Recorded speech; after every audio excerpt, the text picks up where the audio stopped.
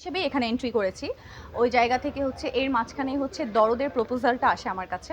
আর সেই প্রপোজালটা নিয়ে আসে আমাদের মিডিয়ারই একজন makeup artist Monir Hossain. So ভাইয়ার মাধ্যমেই হচ্ছে আমার দরদের প্রপোজালটা আসে। এরপর হচ্ছে আমার মামুন ভাইয়ের সাথে কথা হয়। তারপর হচ্ছে আমাদের দরদের যে সানিয়াত ভাই আছে ডিরেক্টর, সো উনার সাথেও কথা হয়। তো ওই জায়গা থেকে মামুন ভাই তখন হচ্ছে বানারসে ছিল, বাট সানিয়াত ভাইয়ার সাথে আমার ছোট একটা মিটিং হয়। ইভেন ওইখানে হচ্ছে আমি অডিশনও দিয়েছি। তখনই হচ্ছে আমাকে সিলেক্ট করা হয়েছে। এটা খুব অল্প সময়ের কথা, মানে বেশি টাইম নেয়নি, 2-4 দিনের মধ্যে হচ্ছে মানে ফাইনাল করা হয়েছে যে হ্যাঁ আমি দরদের ওই ট্রিনা যে ক্যারেক্টারটা আমার ওইটা আমি করছি। আচ্ছা, শাকিব খানের সাথে যখন শুনে যে এই সিনেমায় শাকিব খান করবে, ওনার সাথে প্রথম দেখাটা কিভাবে হয়েছে সেই স্মৃতিটা একটু সংক্ষেপে। আচ্ছা, প্রথমত হচ্ছে আমি নামটা বলবেন। হ্যাঁ, প্রথমত হচ্ছে আমি যেহেতু আমাদের শুটিংটা হয়েছে বানারসে, পরে হচ্ছে সারাদিন রেস্ট করে আমি যখন সন্ধ্যায় সেটে যাই তখন হচ্ছে অলরেডি শাকিব ভাই হচ্ছে মানে ক্যারেক্টারে ছিল, উনি তখন হচ্ছে শ্যুট করছিল। সো ওই টাইমে গিয়ে হচ্ছে হুট করে হচ্ছে মামুন ভাই আমাকে শাকিব ভাইয়ের সাথে পরিচয় করিয়ে দেয়। ওইটাই হচ্ছে আমার শাকিব ভাইয়ের সাথে প্রথম দেখা বানারসে। আচ্ছা, এরপর যখন ওনার সাথে শুটিং করলেন, ব্যক্তি শাকিব খানকে কাছ থেকে কিভাবে দেখলেন? মানে শাকিব ভাই একজন মেগা স্টার, উনি অনেক বেশি প্রফেশনাল আর অনেক বেশি মানে হার্ড ওয়ার্কার। সো ওই জায়গা থেকে বলবো যে মানে এমন আছে না যে আমরা সেটের বাইরে কোথাও বসবো বা সামথিং বা কোনো মেমোরিজ, দরদের এরকম কোনো মেমোরিজ আমার কাছে নেই। কজ আমরা সবাই মানে দরদ নিয়ে এতটাই বিজি ছিলাম। আর শাকিব ভাই এরকমও টাইম গিয়েছে যে একটানা হচ্ছে সে 14 আওয়ার্স শ্যুট করেছে। সো মানে তার ব্যস্ততা সবচাইতে বেশি ছিল, যেহেতু তার রোল বেশি ছিল। সো আর ওই জায়গা থেকে আরও বলবো যে আমরা যারা কোয়ার্টিস্ট ছিলাম সবার সাথে সে এত বেশি নাইস ছিল, এত বেশি সাপোর্টিভ ছিল, এত বেশি কোঅপারেটিভ ছিল যে আমাদের কাছে একটা টাইমে মনে হয়েছে যে মানে যে না, এখন যেহেতু শাকিব ভাই সাপোর্ট করছে সো ইজিলি আমরা কাজটা করতে পারবো। যে ফার্স্টে যে নার্ভাসটা ছিলাম ওটা কেটে গিয়েছে। আচ্ছা, ব্যক্তি সাফার সম্পর্কে অনেকের কৌতূহল, ফিল্ম সম্পর্কে অনেক কিছু জেনেছে। মিডিয়ায় আসলে আপনার পথ চলাটা কিভাবে, আপনার সম্পর্কে একটু পারিবারিক ব্যাকগ্রাউন্ড, মানে মিডিয়া আসাটা আসলে কিভাবে? আচ্ছা, পারিবারিকটা হচ্ছে আমি ওরকমভাবে এখনও কিছু বলতে চাই না পারিবারিক নিয়ে, বাট এইটুকু বলবো আমি পুরান ঢাকা থেকে বিলং করি। আর আমি হচ্ছে এতদিন কর্পোরেট লেডি হিসেবে ছিলাম, আমি জবে ছিলাম। সো এই জায়গা থেকে আস্তে আস্তে হচ্ছে মডেলিংয়ে আমার এন্ট্রি, তারপর হচ্ছে সিনেমাতে এন্ট্রি। এখন কি পড়াশোনা করছেন কিনা? না, পড়াশোনা আমার কমপ্লিট।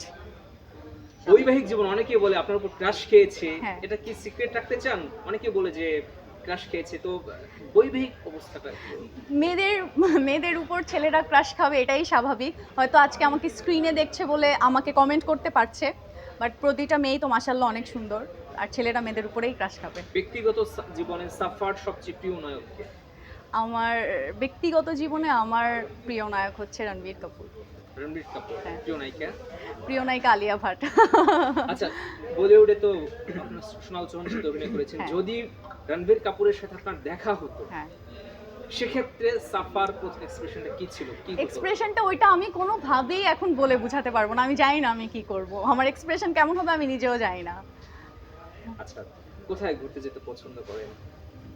ঘুরতে যেতে অবশ্যই আমি হচ্ছে একটু না, বেনারস অবশ্যই একটা নাইস প্লেস। বেনারসে আমি যখন গিয়েছি আমার খুব ভালো লেগেছে, মানে ডিফারেন্ট একটা কান্ট্রি। সো এখানে যেহেতু একটু রিলিজিয়ান বেশি, সো ভালো লেগেছে। এমনিতে আমি পার্সোনালি ঘুরতে যেতে পছন্দ করব হচ্ছে মালদ্বীপে। কি খেতে পছন্দ করেন? পুরন ঢাকার, এই জন্য পুরন ঢাকার খাবার খেতে বেশি পছন্দ করি। কোনটা, কোন খাবার? বিরিয়ানি। হ্যাঁ হ্যাঁ, হাজি বিরিয়ানি, হানিফ বিরিয়ানি, নান্না বিরিয়ানি, এগুলো আমার খুব পছন্দ। ক্রিকেট কি দেখা হয়? সামটাইমস। প্রিয় ক্রিকেটারকে? বাংলাদেশে হ্যাঁ। অবশ্যই সাকিব আল হাসান। সাকিব তো এখন খেলছেন না একটা কারণের জন্য, এই ব্যাপারটা But আছে না যে ভালো লাগা, মানে আমি তো মানে এমন না যে আমি খুব ক্রিকেট দেখি বা ওই খেলা দেখে মধ্যে আমার সাকিব আল হাসানকে ভালো লাগে, ওই জায়গা থেকে বলছি। গল্পের বই পড়া হয়? খুব কম। প্রিয় রাইটার কে? না, গল্পের বই এরকম পড়া হয় না, বাট হুমায়ুন আহমেদের বই আমার খুব পছন্দ। হুমায়ুন আহমেদ স্যার। জি জি। আচ্ছা আপু, কয়টা প্রেমের অফার পেয়েছি? প্রেমের অফার, এইটা কেমন কোশ্চেন? প্রেমের অফার, কয়টা প্রেমের পেয়েছি? অফার স্কুল তো লাইফে কয়টা পেয়েছি? না, এরকম অফার কাউন্ট করে রাখি নাই, এগুলো কিচ্ছু মনে নাই। কারণ প্রেমের অফার নিয়ে আমার কোনো মাথা ব্যথা নাই, আমার হচ্ছে আমার কাজ নিয়ে, ক্যারিয়ার নিয়ে বেশি মাথা ব্যথা। 5 বছর পর নিজেকে কোথায় দেখতে চাই? আমার সাফা? 5 বছর পর নিজেকে হচ্ছে পুরো বাংলা ইন্ডাস্ট্রিটাকে সাথে নিয়ে একটা উপরের লেভেলে দেখতে চাই, সবাইকে সাথে নিয়ে, আপনাদের সবাইকে একসাথে নিয়ে। আপনার তো সিনেমায় পথ চলা শুরু হলো মাত্র, বলিউডে কাজ করার যদি অফার আসে সেক্ষেত্রে নায়ক হিসেবে কি রণবীর কাপুরকে, আর একই সাথে রণবীর কাপুর আর যদি শাহরুখ খান, হ্যাঁ। দুপাশ থেকে যদি ডাক আসে যে না, সাফা এগুলো কোন দিকে যাবে? ইমাজিনেশন, এগুলো ভাইয়া ইমাজিনেশন।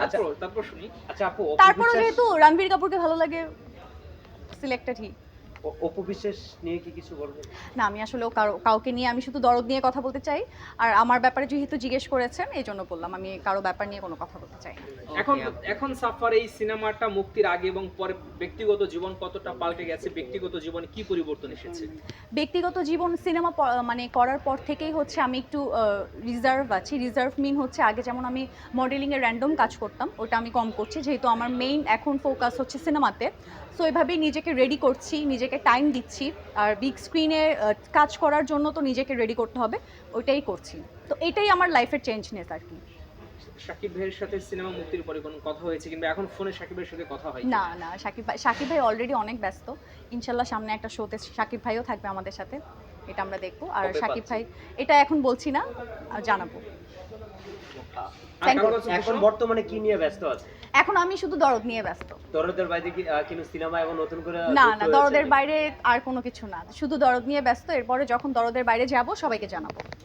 Thank you.